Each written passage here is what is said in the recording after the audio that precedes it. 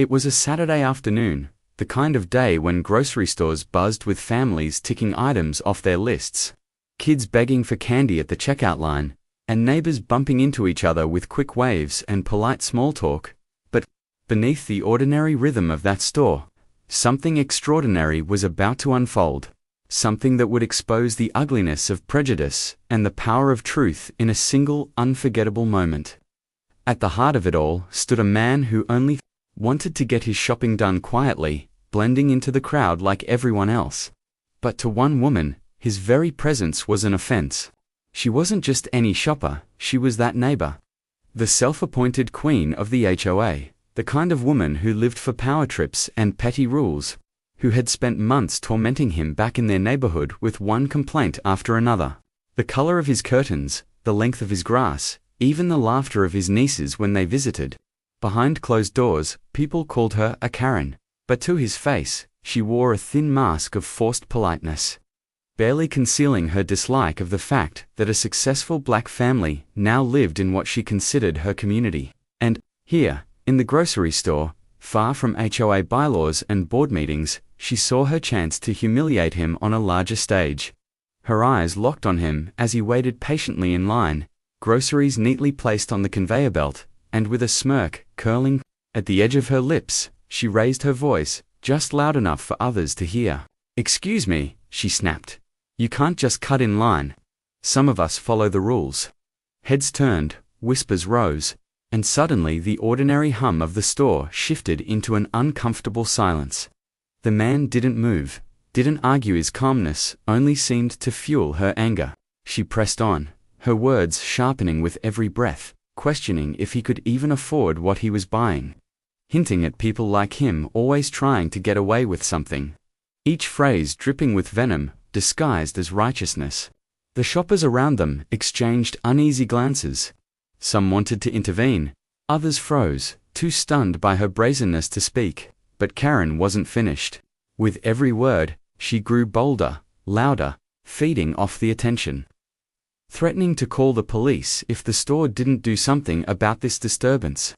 She stood taller, as if every insult gave her more power, as if public humiliation was her weapon of choice. What she didn't know, what none of the gawking bystanders could have guessed, was that the man she was trying so desperately to break wasn't just a target of her prejudice, wasn't just another neighbor she could bully into submission. His quiet strength came from a truth that would turn her arrogance into ashes within seconds. As her tirade reached its peak, as her threats echoed down the aisles and her self-righteous smirk widened, the atmosphere in the store shifted from irritation to anticipation, because somewhere deep down, even those who didn't yet know the truth could sense it. This was not going to end the way Karen thought. The man at the center of this story was not someone who drew attention to himself easily. He carried himself with a calm dignity, the kind of presence that didn't demand the room but naturally commanded it. He had lived in the neighborhood for less than a year, moving his family into a quiet suburban community that promised safety, good schools, and the kind of peace he thought they deserved after years of hard work and sacrifice. To most neighbors, he was polite, reserved, always greeting with a nod or a warm smile. The kind of man who helped carry groceries for an elderly resident without hesitation or stopped his car to let kids cross the street even when he was running late. But for one person, the HOA president, known for her controlling, nitpicking ways, his presence was an offense she couldn't tolerate. From the moment he moved in, Karen made her disdain clear through an endless stream of complaints that never quite crossed the line into outright racism, but carried the unmistakable weight of it. Notices about unsightly gatherings when his extended family came over, warnings about unapproved decorations when his children put up holiday lights, and even a demand to trim the lawn that was already immaculately maintained. Each encounter was dressed in the thin veil of HOA policy, but everyone in the neighborhood knew it wasn't really about rules, it was about power. About a woman who couldn't stand the idea of losing control of her carefully curated world, especially not to someone who defied her unspoken prejudices. Over time, her hostility festered into obsession. She took notes when his car was parked in the driveway, muttered under her breath when she saw his relatives visit, and spread whispers that he didn't really belong in a place like this. Most neighbors stayed silent, either too afraid of her wrath or too eager to avoid conflict, but her disdain hung in the air like a storm cloud, heavy and undeniable. On this particular Saturday, when their paths crossed in the local grocery store, that storm cloud finally broke. The store itself was buzzing with weekend energy carts clattering against tiled floors, the smell of fresh bread drifting from the bakery section, and the chatter of families moving through the aisles. He had gone about his shopping quietly, methodically, a basket of essentials in his cart: milk, bread, fresh produce, the kinds of things that spoke to a man rooted in routine. To anyone else, he was just another shopper in line, waiting patiently for his turn, but to Karen, the sight of him standing there, relaxed and unbothered, was like a challenge she couldn't resist. She hovered nearby, watching him with narrowed eyes, her thoughts already spinning into the same narrative she had built against him at every HOA meeting, that he was cutting corners, breaking rules, taking advantage. And as the line inched forward, she made her move, raising her voice just enough for everyone around to hear, questioning why he was there, why he thought he could skip ahead, why someone like him thought the rules didn't apply. Shoppers turned their heads, some shifting uncomfortably, others pretending to busy themselves with their phones, but no one stepped in. Karen thrived on that silence, mistaking it for approval, her confidence growing with each word as she dredged up every ounce of venom she had been holding back. She painted him as a problem, a nuisance, a man who didn't fit, just as she had tried to paint him that way back home in the neighborhood. But what she didn't see, what no one yet realized, was the quiet strength behind his stillness. He didn't lash out, didn't match her anger with anger. He simply watched, letting her words build into a wall she would soon crash into. And beneath that calm exterior lay a truth so powerful that when it finally surfaced, it would dismantle every ounce of prejudice she carried. The tension in the store thickened with every breath, the shoppers waiting, the manager hesitating on the edge of stepping in, and Karen standing taller, convinced she was winning this battle. What she couldn't know, what she would only discover, in the most humiliating way, was that her words were digging her own grave, and the man she sought to break was not someone she could ever truly conquer. Karen's voice sharpened as if fueled by the silence of the bystanders, each second of inaction granting her more confidence. And soon, what began as petty accusations about line cutting spiraled into something far uglier, dragging with it all the venom she had been storing up since the day her black neighbor moved into her HOA community. She started with insults cloaked in civility, questioning whether he had the right to be there, whether he understood how things worked in this neighborhood, each phrase dripping with the same condescension she had wielded at meetings. But now her words grew louder, bolder, as though the grocery store were her stage, and the customers her audience. "This man doesn't belong here," she declared, waving her hand in the air as if she were pointing out a criminal, her eyes darting from shopper to shopper, fishing for approval, for nods of agreement, for someone to validate her twisted sense of superiority. But instead of finding support, she was met with shifting glances, uneasy stares, and a heavy silence that made her accusations hang in the air like poison. Still, Karen pressed on, insisting that she had seen him cause trouble before, weaving lies into the moment as easily as she had fabricated HOA violations against him back home. And when that wasn't enough, she threatened to call the police, pulling out her phone and brandishing it like a weapon. Gasps rippled through the store. The tension thickened as shoppers began recording on their own phones, sensing that this confrontation was more than just a squabble about groceries, was about power, prejudice, and a woman so blinded by hate that she couldn't see she was walking straight into her own downfall. The man remained silent, his expression calm but his posture unyielding, every ounce of his restraint magnifying the cruelty of her words. To the crowd, his silence spoke volumes. It revealed the injustice in stark clarity, the image of a black man forced to endure humiliation in public, forced to be patient even as he was stripped of dignity by someone who wielded privilege like a sword. Parents pulled their children closer, whispering hurried explanations about not getting involved. while others clenched their fists, their frustration simmering at the sight of Karen's smugness. She mistook their hesitation for agreement, her smirk widening as she stepped closer to him, lowering her voice just enough for those nearest to hear, spitting words that cut deeper than any false accusation. People like you never follow the rules. You think you can walk in here, take whatever you want, and no one's going to say a thing. Not while I'm here. It was the same prejudice she had paraded in the neighborhood, the endless HOA notices, the whispered comments to other residents about lowering standards, the subtle yet constant reminder that in her eyes, he would never be enough, never belong. And now, she brought it all into the open, laying her hatred bare in the middle of a crowded grocery store. The injustice of it all pulsed in the air. Every shopper acutely aware of how dangerous her threats were, how easily a call to the police could escalate into something far more tragic. How many times stories like this had ended in disaster. The emotional stakes soared, not just for the man enduring her tirade, but for everyone watching, because they all knew, even if no one said, that this was more than a neighborhood feud. More than a grocery store spat. This was a reflection of something larger, something deeply rooted in the world outside those fluorescent-lit aisles, something that had cost too many lives already.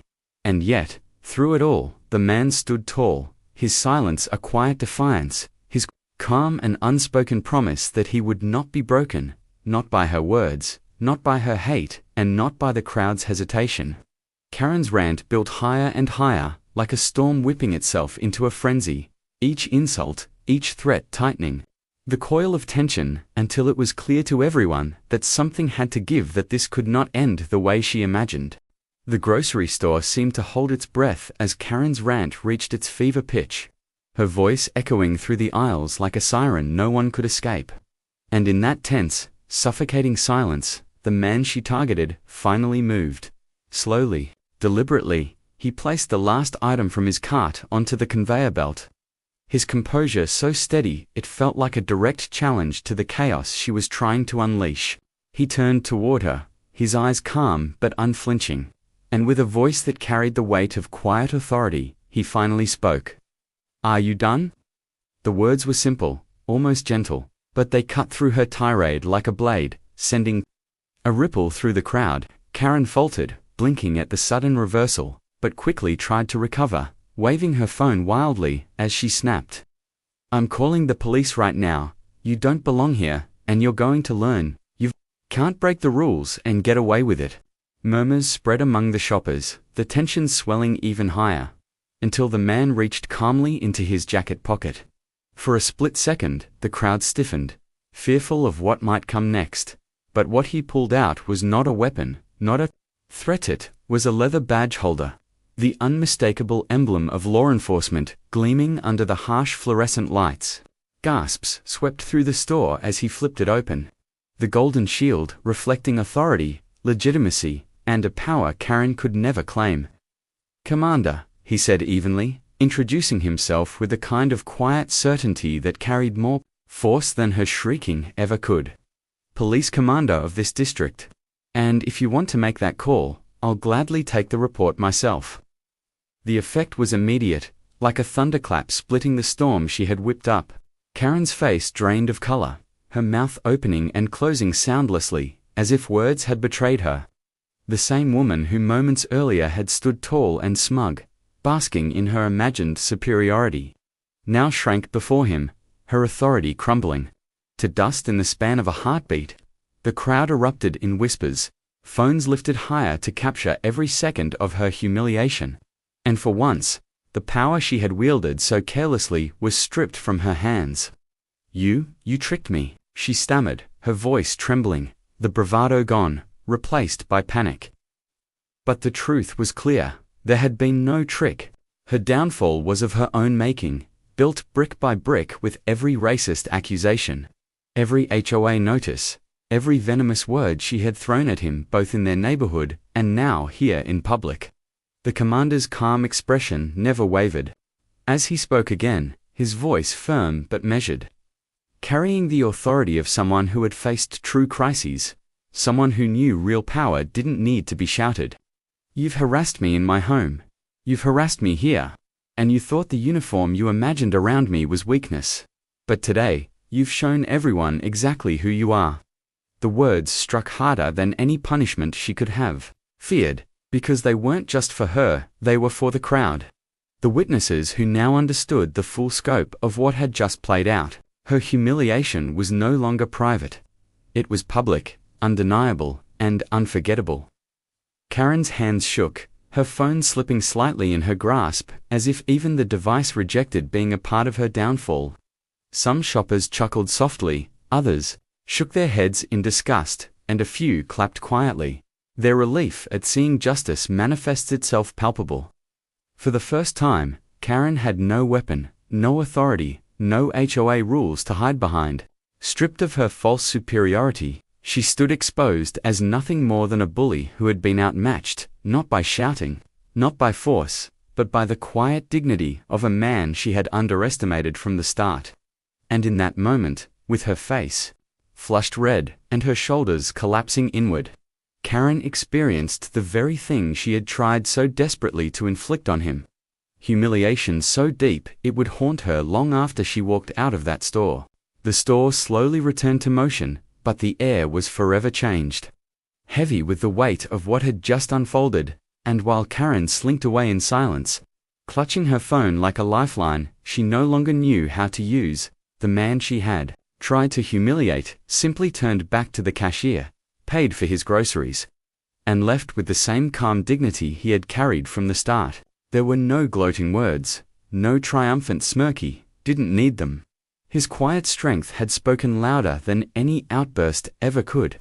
For the shoppers who had witnessed the scene, the impact lingered long after the automatic doors closed. Behind him, they had seen prejudice laid bare, not as a shadow whispered behind HOA meetings or hidden in subtle rules, but raw and public. Fueled by arrogance and hate, and then dismantled in the most powerful way possible, not by matching cruelty with cruelty, but by exposing it under the light of truth. Karen had thought her power came from rules, from intimidation, from the assumption that no one would challenge her authority. But her collapse proved something else. Prejudice only holds as much weight as people allow it to. The moment truth is revealed, the mask slips, and hate is exposed for what it really is: weakness, disguised as strength. And as the crowd dispersed, carrying the lesson back into their own lives, the question hung in the air like an echo. How many times must stories like this play out before we finally learn that dignity, respect, and equality should never be optional? Because, in the end, racism never humiliates the victim, it humiliates the one who clings to it. It was supposed to be a normal Saturday afternoon at the grocery store. The kind of place where families shopped for the week and neighbors exchanged polite smiles. But beneath the ordinary hum of carts rattling against tiled floors and the buzz of fluorescent lights, something extraordinary was about to unfold. Something that would expose the ugliness of prejudice and the quiet strength of dignity in a single unforgettable moment. At the center of it all stood a man who carried himself with calm assurance. Not someone who demanded attention, but someone whose quiet presence commanded it naturally. A man who had moved into a suburban neighborhood less than a year earlier, in hopes of giving his family peace and safety after years of sacrifice. To most neighbors, he was a model resident, polite, helpful, always offering a warm smile or a hand with groceries. But to one woman, his very existence was an offense. She wasn't just any resident. She was the president of the HOA, known throughout the community for her nitpicking rules and thirst for control. A woman neighbors whispered about, but rarely challenged.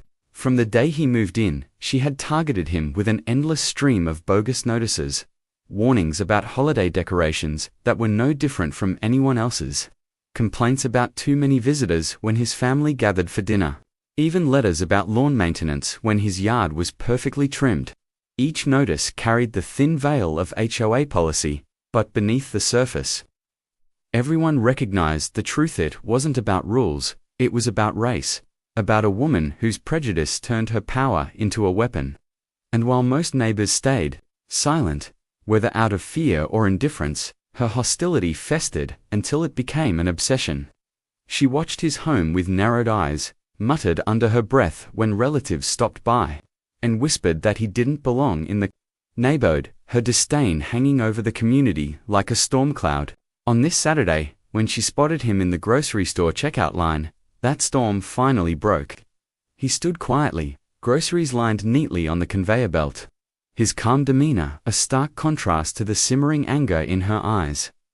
To everyone else, he was just another shopper. But to her, the sight of him standing there, relaxed and unbothered, was like a challenge she couldn't ignore. With a smirk curling at the edge of her lips, she raised her voice, accusing him of cutting in line, of breaking store rules, of thinking he was above the system. Heads turned, whispers spread, and suddenly, the store's ordinary rhythm collapsed.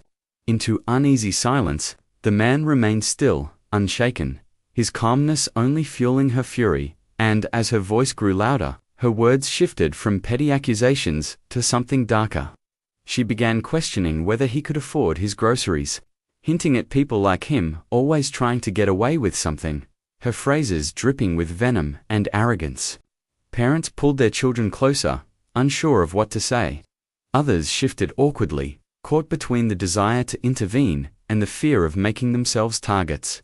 But Karen, as many already knew her to be, mistook their silence for support, her confidence swelling as she pressed on. She painted him as a problem, just as she had in HOA meetings, insisting he didn't belong. Threatening to call the police, her phone already in her hand like a weapon. Gasps rippled through the store as her threats escalated. Shoppers recording the scene on their phones. Sensing this was more than a dispute about groceries, it was prejudice unmasked, raw and dangerous, in full public view. The man's silence became its own kind of defiance. A quiet dignity that made her cruelty even starker, and for the crowd. The injustice was undeniable. A black man forced once again to endure humiliation, patience demanded of him in the face of open hostility. The stakes were no longer just about him, they echoed larger truths. Reflections of stories that too often ended in tragedy when someone like Karen decided their prejudice was reason enough to summon authority. And yet, through it all, he remained calm, his stillness holding more power than her shouting. But storms cannot build forever without breaking, and as her rant reached its peak, the store seemed to freeze, everyone holding their breath, waiting for the moment that would decide how this story ended.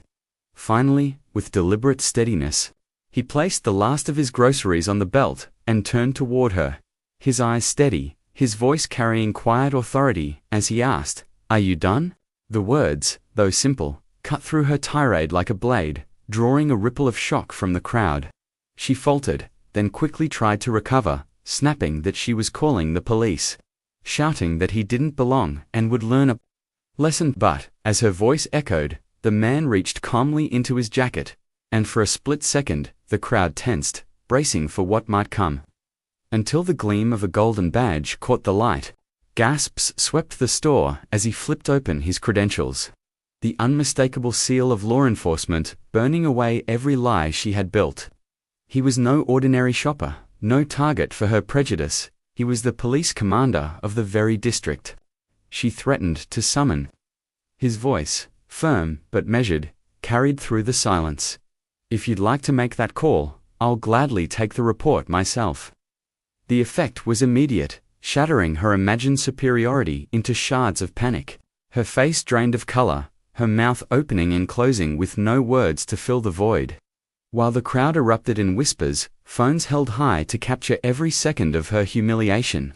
The authority she thought she wielded crumbled before real authority, and for the first time, the woman who had bullied neighbors and hidden behind HOA rules stood exposed, powerless, and stripped of her mask. The commander's calm gaze never wavered as he reminded her, and everyone listening, of the truth, that her harassment had been seen, her prejudice revealed, and her attempts to humiliate had only disgraced herself.